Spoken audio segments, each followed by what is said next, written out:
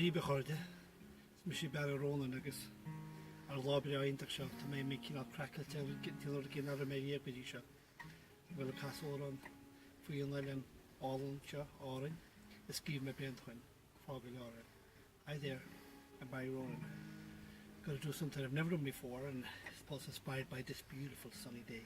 I'm going to sing a song I wrote about this lovely island called Fágáil Árainn.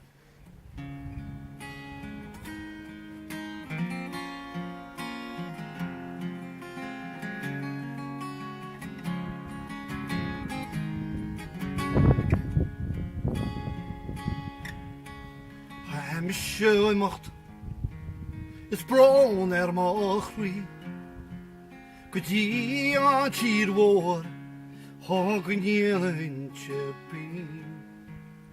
Is bhí meach bhuaineach teacht an nuas hear an mád mar tí bhíarm móile móinte rahha an.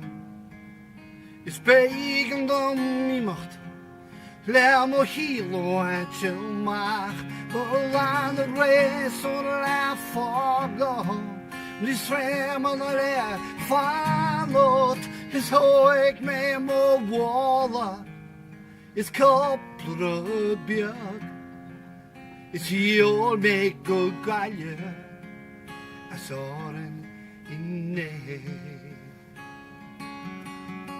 An Árainn is Árainn le líomhreachtaí spród ó Cill huesuimneach dat náidir is tá muinte an hoileain ó cáidú is múna dhéana tear dáhain níl tead carithe leis tró an Cill nuaise.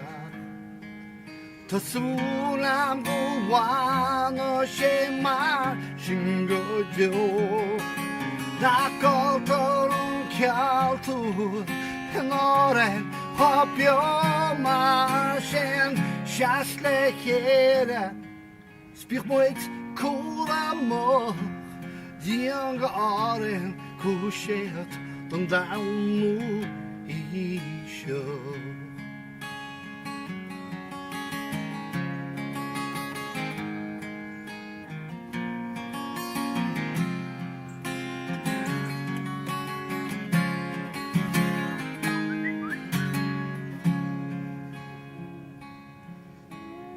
Grahím húárainn, grahím hú má chrí, he gúnaí má intin, mas muintes móí. Tar a táspáinte nifrecht nachhfuil in daon á tear dáhain, há lucht a bhfuil cáiliúr, sracht anús nó leabhar.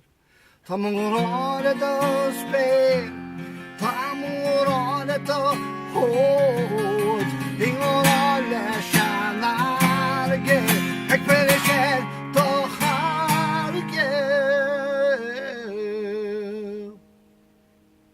Is mar intin ag féile, hóis bei go deo, ag fille her Árainn mó alú mó.